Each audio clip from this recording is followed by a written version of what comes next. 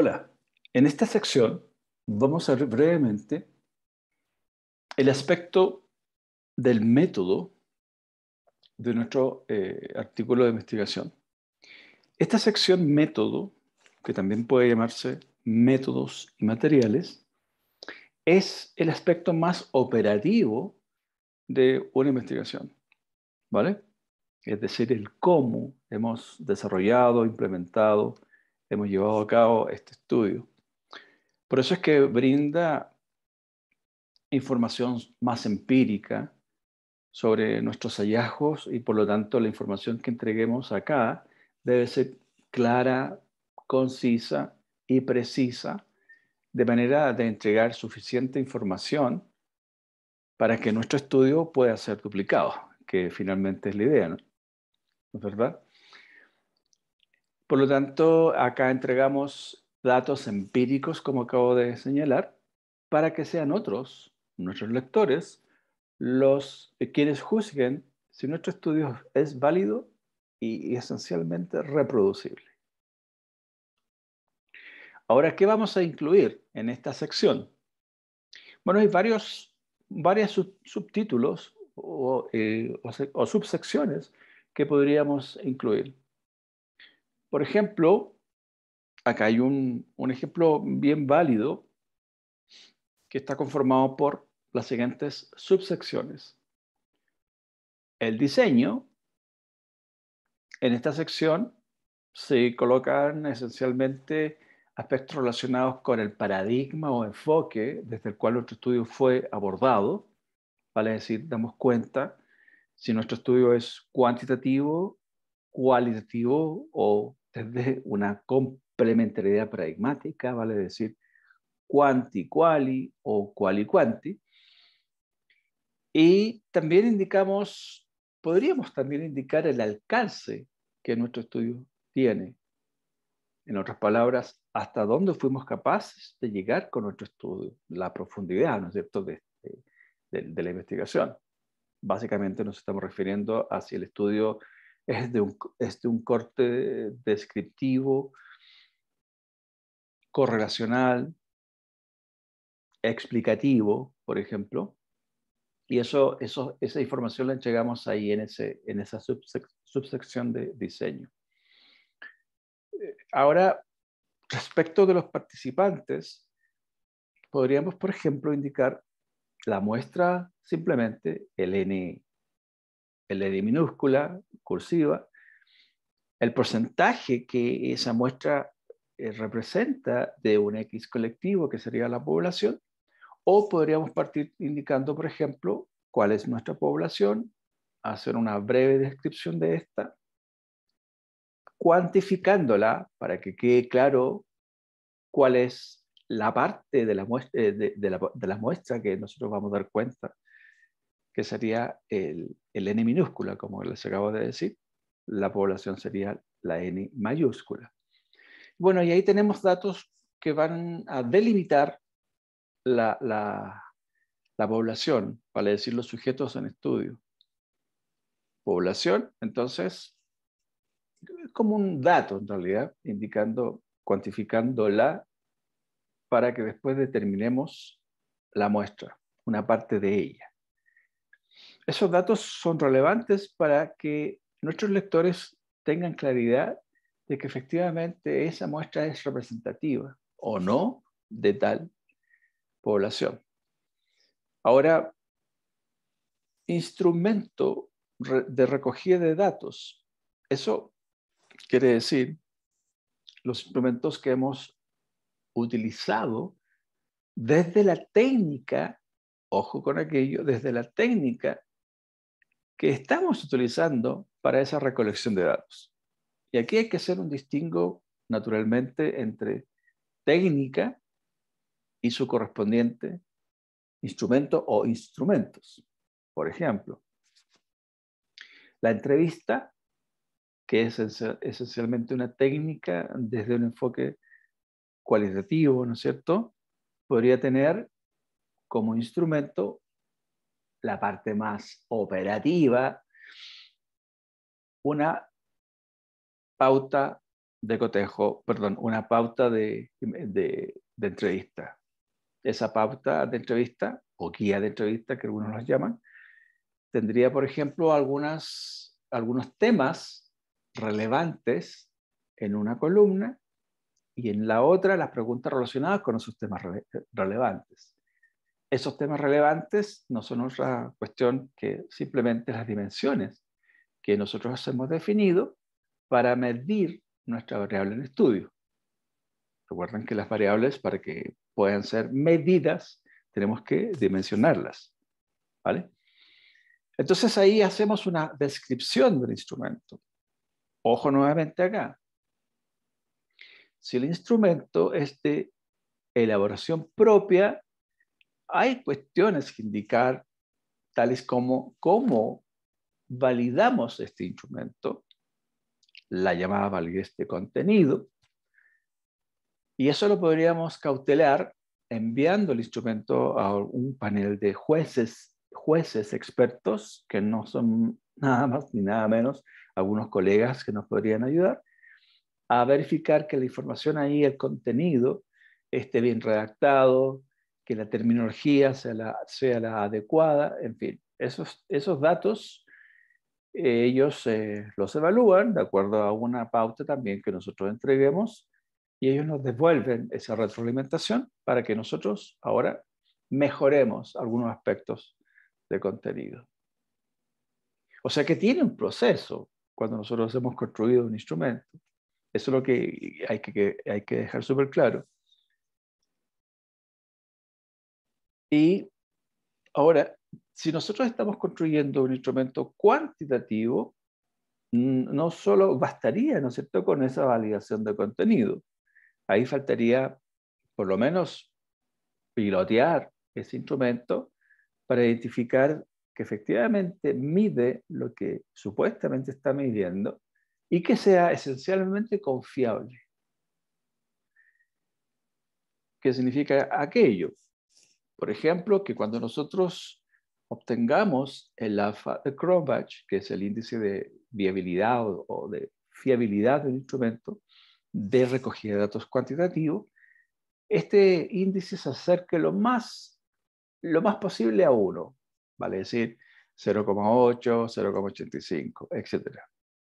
Y ahí ese índice con ese valor nos está indicando que nuestro instrumento es válido. Y eso lo hacemos durante el proceso de pilotaje. Ahora, si no es válido, vale decir que el alfa de Cronbach resulta ser de 0,5, por ejemplo, eso nos está obligando a hacer ciertas mejoras al instrumento hasta lograr un alfa de Cronbach lo suficientemente confiable. ¿Vale? Entonces es un proceso que es, yo diría, tedioso, toma su tiempo. Ahora, si optamos como instrumento uno ya validado, naturalmente que no tenemos que pasar por ese proceso.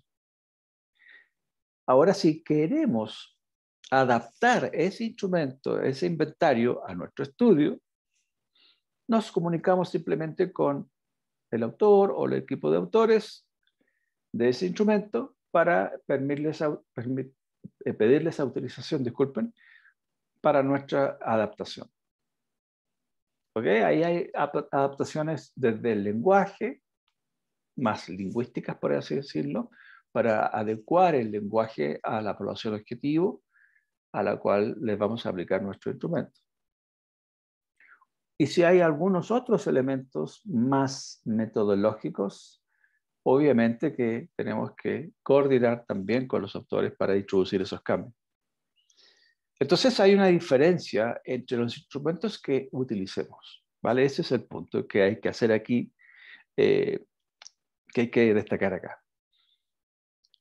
Después vienen los materiales que hemos utilizado para el instrumento. Por ejemplo, si estamos aplicando un cuestionario tipo escala de Likert, seguramente habremos utilizado algunos elementos, un formulario, Google Forms, por ejemplo, que sería un tipo de material. Para el procesamiento de los datos, habremos utilizado algún paquete estadístico por ejemplo, R, SPSS, etc.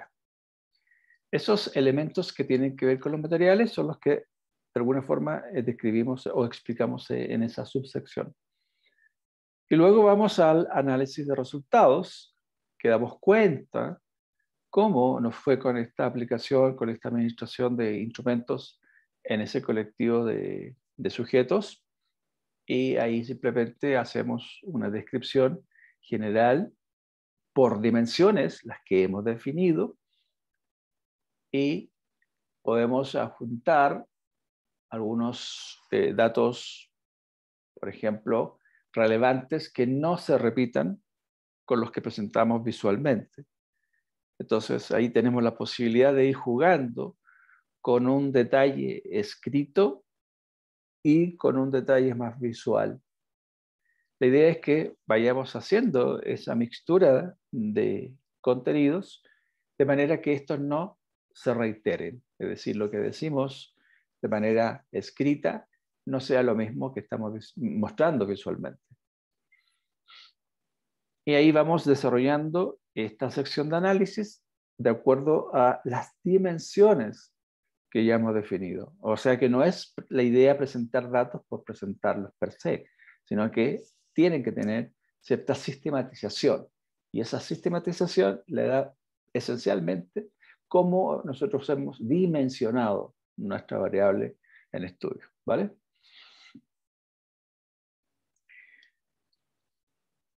Aquí vamos a ver un ejemplo de lo que estoy diciendo, un ejemplo práctico. Acá unos colegas redactaron este artículo y para la parte de diseño, simplemente su opción fue colocar lo que estoy mostrando.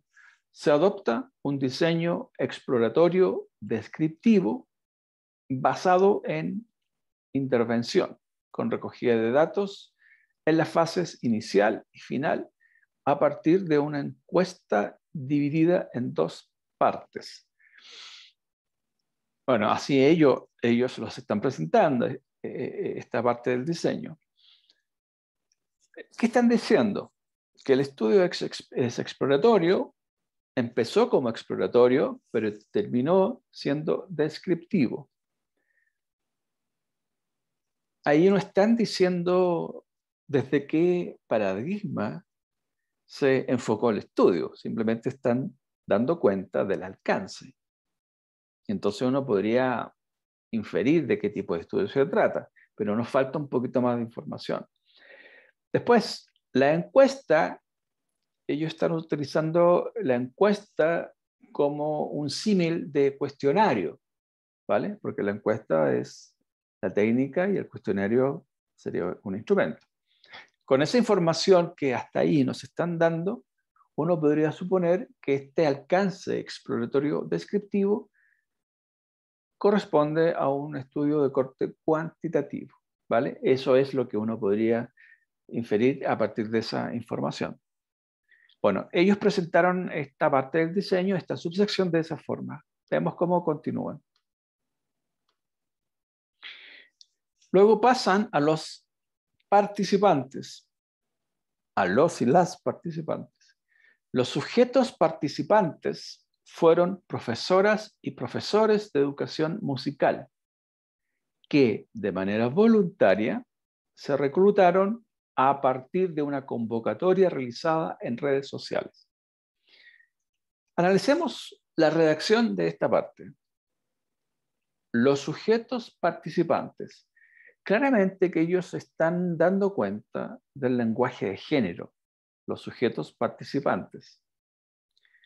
Al decir ahora fueron profesoras y profesores, siguen dando cuenta del lenguaje de género o lenguaje inclusivo. Están incluyendo a sujetos profesoras y profesores. Pongamos atención ahora al tiempo verbal. Fueron, se reclutaron, fue, se realizó. ¿Se dan cuenta en el tiempo verbal? Esta sección de método se hace efectivamente en tiempo pasado. a diferencia de la sección de introducción, que la realizamos en tiempo presente, ¿vale? Así que ojo con esa sutil diferencia. De manera voluntaria. Eso quiere decir, por ejemplo, que habrán puesto alguna información sobre consentimiento informado para que obviamente esta población que está siendo estudiada hubiese respondido a este cuestionario o esta encuesta, como dicen nuestros colegas. Y la convocatoria se realizó a través de redes sociales. O sea que habrán puesto algún enlace en Facebook, en LinkedIn, etcétera, para que, o en comunidades de práctica o de aprendizaje, en donde participen colegas docentes. La condición para participar fue ser docente de educación musical en servicio activo. O sea que aquellas personas que se están formando o que están retiradas o están jubiladas no podrían participar. ¿Vale? Los criterios, los llamados criterios de selección, de inclusión. En las etapas primaria y secundaria o secundaria. Ahí estamos delimitando, ¿vale? Esos son todos elementos de delimitación. El estudio se realizó con 6 profesoras y 21 profesores. Es poquita la muestra o el colectivo al cual se aplicó este cuestionario. Seguramente no tuvieron más sujetos. Cuando ahí la muestra, que no lo indican, uno simplemente está suponiendo que la muestra fue accidental, ¿vale? Se compartió el enlace, como digo, del cuestionario y simplemente los que respondieron fueron los que fueron. Cuando eso ocurre, podríamos hablar de una muestra accidental. Entonces, con edades comprendidas entre 25 y 60 años. ¿Ok? Ahí están diciendo en qué edades estas profesoras y profesores se encuentran. No estamos dando más datos, por ejemplo, de cuántos son los que se encuentran en esos rangos de edades. Tampoco estamos indicando qué otros datos podríamos indicar, por ejemplo, que ahí nos está colocando la desviación estándar, por ejemplo, entre las edades, que podría ser un dato interesante si el estudio, como uno advierte hasta ahora, es cuantitativo. El 80%, ahí dice, el 80% tuvo una edad entre 31 y 50 años. Ok, bueno, por lo menos ahí hay una información relevante. Pero no se dice nada sobre qué pasó con los otros sujetos sobre los 50 años. O sea, qué porcentaje, no lo sabemos.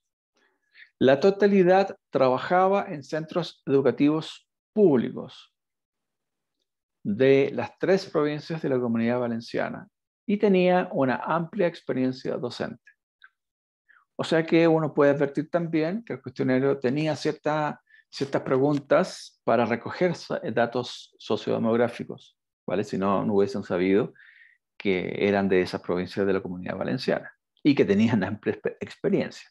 Y finalmente ellos adjuntan una figura, o sea que con la figura estarían indicando visualmente la información, o sea, complementando la información que aquí se entrega, ¿vale? Pero ojo, que también podríamos nosotros colocar una tabla de distribución de la muestra, ¿vale? Entonces, ahí podríamos crear algunas columnas en donde indiquemos el género, la edad y los porcentajes respectivos. O sea que hay una otra forma de presentar esta información, no necesariamente con una figura. Podría ser una tabla, por ejemplo. En cuanto al instrumento de recogida de datos, ellos dicen, para la recolección de datos se diseñó, se dan cuenta, siguen utilizando el pasado, un cuestionario de 28 ítems, estructurado como sigue. una sección para datos sociodemográficos, 3 dimensiones para datos relevantes, estrategias metodológicas de aprendizaje, concepciones, experiencias creativas y finalmente experiencia en proyectos multidisciplinares. Los ítems fueron de respuesta cerrada y abierta. A ver, volvamos nuevamente. Aquí hay un dato, una sección, que son los datos sociodemográficos, que uno advierte que fueron colocados al comienzo del instrumento, ¿vale? Yo le sugiero estratégicamente hacer todo lo contrario, es decir, colocar la sección de datos sociodemográficos al final del instrumento, ¿vale? Entonces, ahí no perdemos tanto tiempo en que el respondente se concentre en datos sociodemográficos y pierda un poquito el foco de lo que se le está consultando, ¿vale? Que el foco son los datos sobre nuestras dimensiones, ¿ok? Por eso es que es estratégico el darle una vuelta a los datos sociodemográficos y dejarlo para el final. Pero eso es una opción personal. Y aquí sí me parece súper relevante el que los datos fueron recogidos en función de esas dimensiones.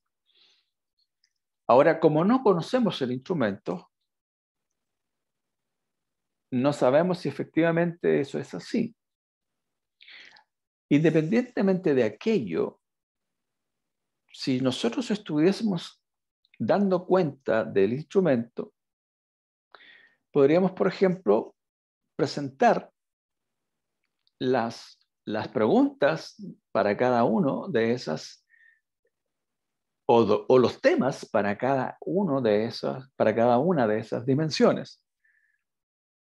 O también podríamos presentar el instrumento completo, si es que queremos compartir el instrumento. Ojo que eso también es eso también es una decisión estratégica. Como no tenemos el instrumento, no podemos saber si de las 28 preguntas, cuáles de esas preguntas corresponden a estrategia metodológica de aprendizaje, a concepción y experiencias y experiencia de proyectos multidisciplinares. No lo sabemos.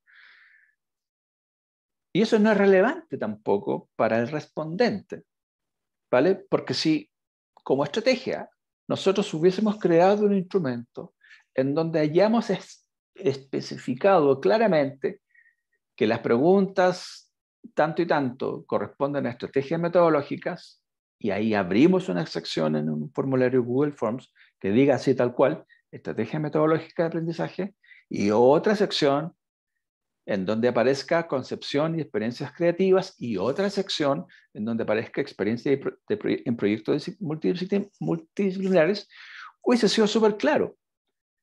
Pero estamos de alguna forma con esa estrategia intencionando, si se dan cuenta, las respuestas de nuestros sujetos participantes. Entonces, como estrategia, yo sugiero simplemente dejar todas las preguntas, todos los 28 ítems, en este caso así de seguido, 1 al 28, y nada más. Porque no es problema del respondente el que sepa a qué dimensiones corresponden. Esa es información estratégica de nosotros como investigadores. Ahora también podríamos esas 21 ítems randomizarlos en el mismo formulario de respuesta. ¿Ok? Esa es una buena estrategia, dejar todos los ítems randomizados y nosotros preparar una tabla de operacionalización de variables que es para nosotros, no es para presentarla en el artículo, es para nosotros, para que sepamos cómo hemos hecho la bajada hacia las respuestas que dan nuestros sujetos participantes. ¿Vale? Entonces ahí nos creamos una tablita de operacionalización de variables en donde pongamos, por ejemplo, en una columna nuestros objetivos específicos, en otra columna las dimensiones. Por ejemplo, hay muchas formas de construir una tabla de operacionalización de variables. Y la última columna, que es la más crítica, que serían los ítems. Y ahí decimos, por ejemplo, los ítems tanto, el 1, el 4, el 6, no sé, corresponden a tal dimensión. O sea que tributan, nos entregan información, esos ítems a tal dimensión. Pero eso es simplemente una estrategia, una forma de trabajar de nosotros como investigadores, ¿vale? Entonces, dos datos críticos para el instrumento. Dejar los datos sociodemográficos al final es una estrategia, como digo, es una estrategia que ustedes podrían tomar, y dejar los ítems de seguido o randomizados, del 1 al tanto, ¿vale? Para que se responda por parte de nuestros sujetos participantes. Lo otro interesante de acá, que nos hace un poquito cambiar de paradigma, porque si dice, por ejemplo, los ítems fueron de respuesta cerrada y abierta, ahí tenemos, si se dan cuenta, un enfoque más mixto, como lo estamos viendo. Porque las preguntas cerradas podrían entregarnos información más cuantitativa, mientras que las preguntas abiertas podrían entregarnos información más cualitativa. Las preguntas abiertas suponemos que va a implicar responder, o sea, que nuestros sujetos participantes vayan a tener que redactar ciertas respuestas. Y obviamente que ahí va a haber un texto de cierta extensión que habrá que analizar, ya sea manualmente, que es muy trabajoso, o a través de un paquete estadístico como ATLAS-T. Pero eso nos demanda trabajar y manejar ese paquete estadístico, que si bien es cierto es estadístico, pero nos entrega información más cualitativa. Entonces, ojo con aquello, ¿vale? Pero como es una muestra muy pequeña, seguramente podemos hacer un análisis manual, a lo mejor indicando frecuencia con que se repiten ciertas palabras, ¿vale? Y frecuencia, que en el fondo vamos a indicar también cierto porcentaje con que esas palabras se encuentran en el discurso. Ok. Seguimos con el instrumento recogida de datos. El cuestionario fue evaluado por 2 profesores universitarios de educación musical, quienes hicieron aportaciones sobre aspectos puntuales de los ítems. Miren qué interesante. Acá no están diciendo que ellos construyeron un cuestionario, pero en el fondo eso es lo que están diciendo, de una forma distinta, ¿vale? Entonces uno aquí se da cuenta que es un instrumento de elaboración propia, o sea que ellos construyeron este instrumento y que pasaron por el proceso que les comenté anteriormente, el proceso de validación, por lo menos de contenido, a través de un panel de jueces expertos, que en este caso estuvo conformado por 2 profesores universitarios. Entonces ellos hicieron ciertas aportaciones, retroalimentaron a sus colegas a través de otro instrumento, que será una pequeña tablita en donde ustedes faciliten esta retroalimentación por parte de estos colegas. Y contra esas retroalimentaciones, uno hace las mejoras respectivas. Después de la reelaboración, se dan cuenta, ellos fueron nuevamente el instrumento y lo mejoraron por el equipo de investigación. El cuestionario fue punteado en su adecuación a los objetivos del trabajo. Ok, súper interesante lo que están diciendo. Ellos se plantearon ciertos objetivos y obviamente tuvieron que revisitar estos objetivos para adecuarlos ahora al cuestionario, que es cómo operativizamos esos objetivos de investigación. Y obtuvo una validación media alta Kappa-Cohen de 0.78. Bueno, que es otra forma de validar el cuestionario.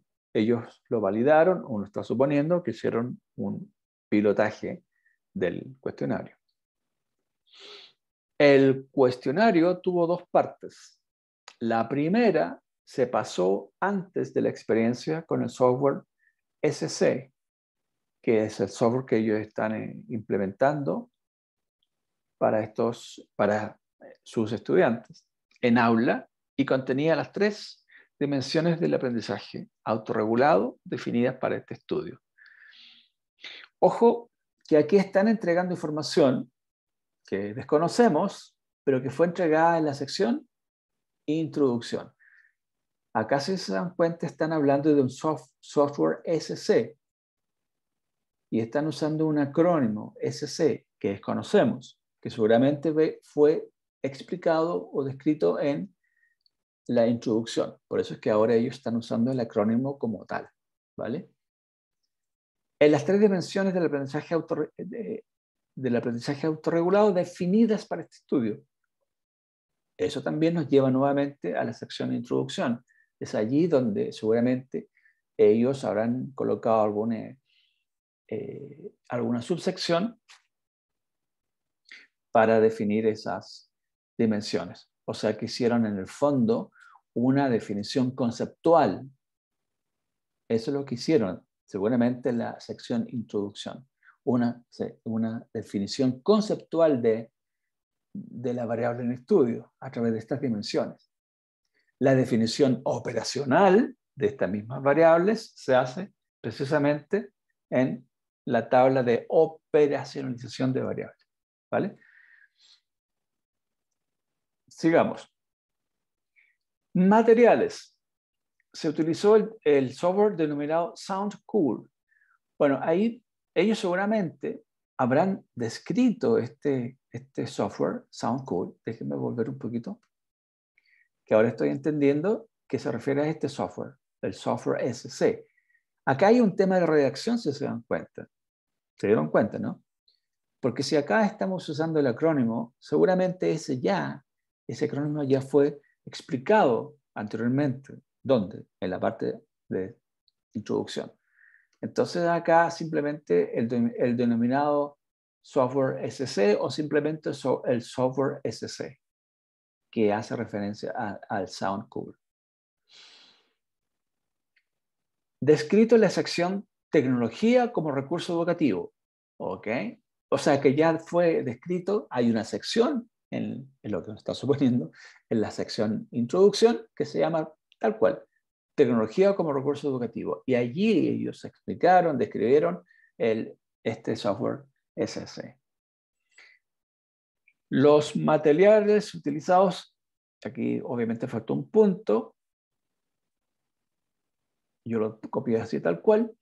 Los materiales utilizados dependieron de las infraestructuras de cada centro escolar, pero en general consistieron en un ordenador, un router, una conexión Wi-Fi entre dispositivos, tablets para el alumnado, equipo de amplificación doméstica de audio, pizarra, elementos de notación.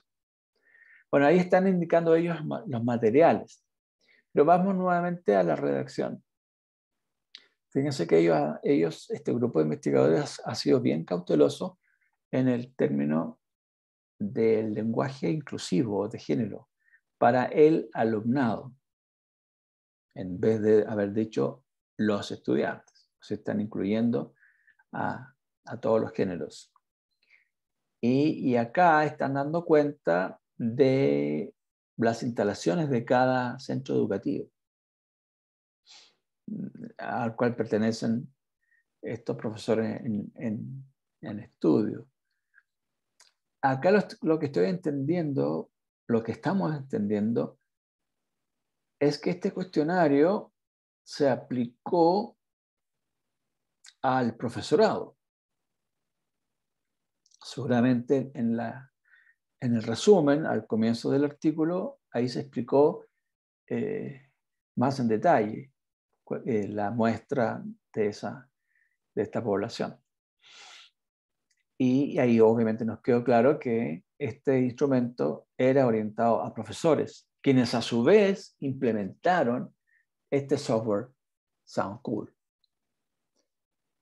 Y por lo tanto podemos entender que también es un proyecto en pleno desarrollo, porque nos podríamos, por ejemplo, hacer otro estudio, otro artículo sobre la misma implementación de este proyecto SoundCool y ahora recoger información desde la mirada del estudiantado, ¿vale?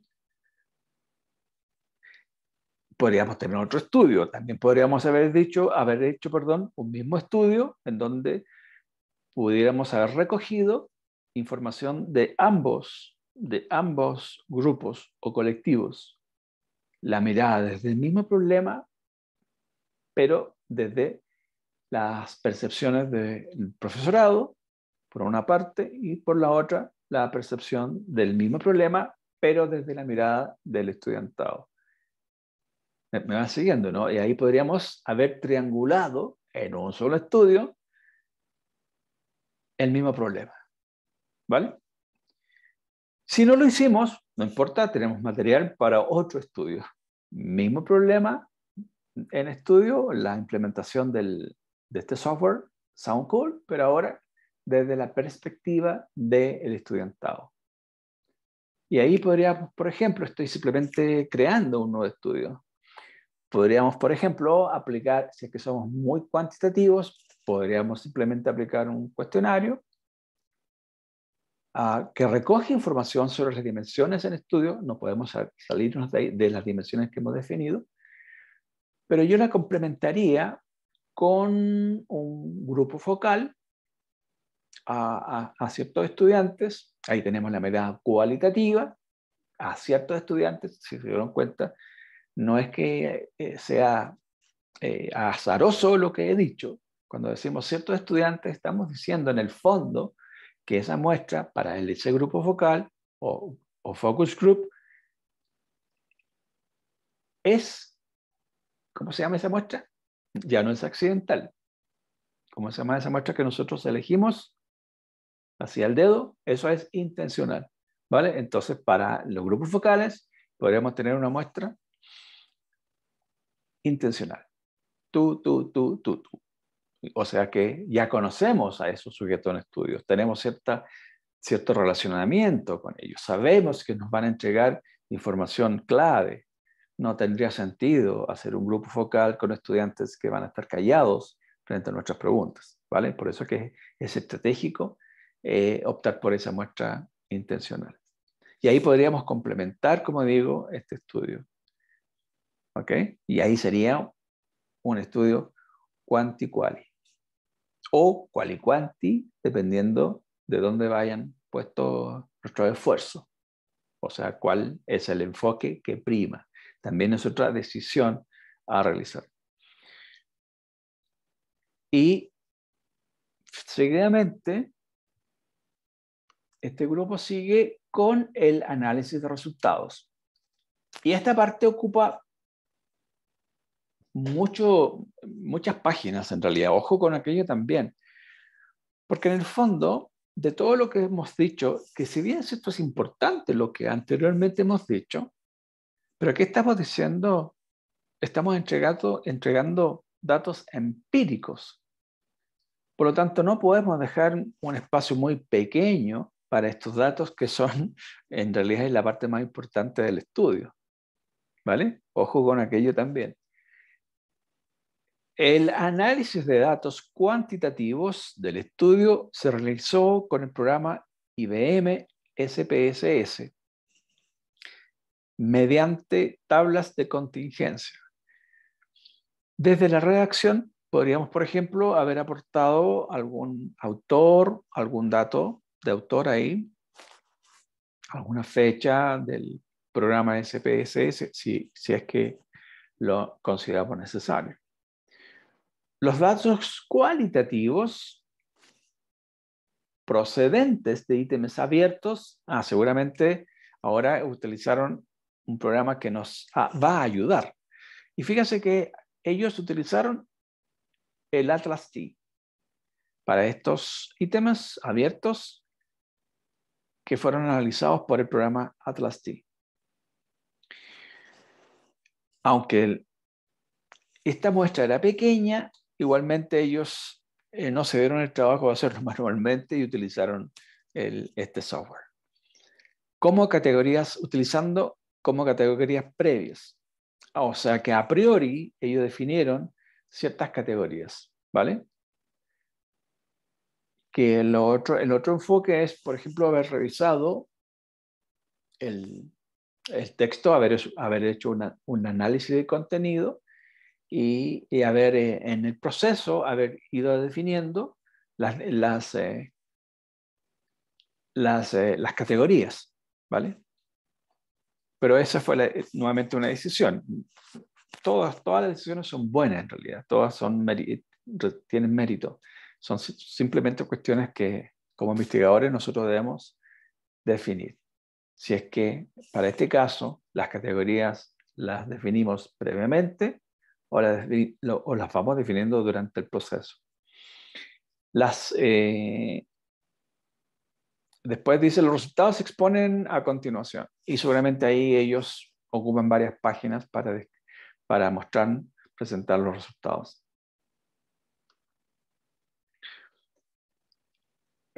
La otra subsección es el procedimiento. Ojo que muchas revistas nos exigen colocar esta subsección. Veamos cómo hicieron este grupo de investigadores. Previamente al estudio, se realizó una sesión presencial de 2 horas para informar al profesorado participante de los objetivos del estudio, explicar el funcionamiento del software y abordar una pequeña aplicación de ESC en procesos creativos de aula. Súper, me parece súper, porque están primero cautelando de que todos entiendan, que los sujetos participantes entiendan de qué se trata el estudio, pero como ellos van a estar implicados también en la implementación de este software, también tuvieron una pequeña sesión para explicarles su funcionamiento y ellos pudieron a su vez replicar esta implementación en su propio centro educativo.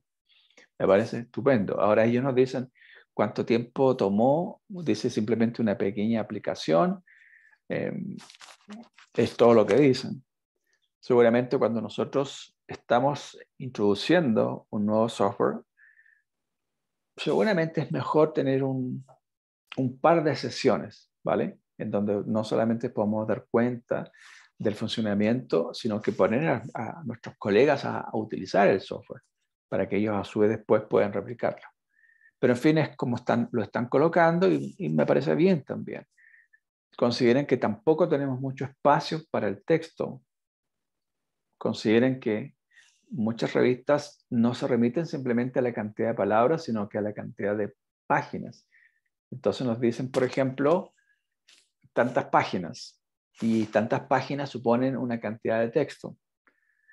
Súmenle a ello también que el texto que nos piden va generalmente a espaciado de 1,5.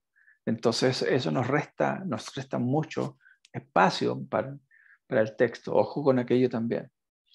A la semana siguiente de esta sesión, cada profesor y profesora organizó actividades con SC durante 2 semanas con sus grupos cursos. Súper, o sea que lo estuvieron implementando con sus estudiantes, que es la parte que nos falta, ¿no es cierto?, del estudio, la perspectiva estudiantil. Finalizada la experiencia, se solicitó el consentimiento informado del estudiantado participante y se recogieron datos relativos a su experiencia en el aula con SC mediante el cuestionario mencionado.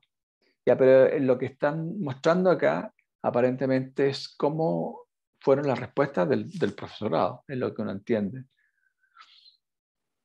Y ahí no está claro por qué están indicando la parte del estudiantado.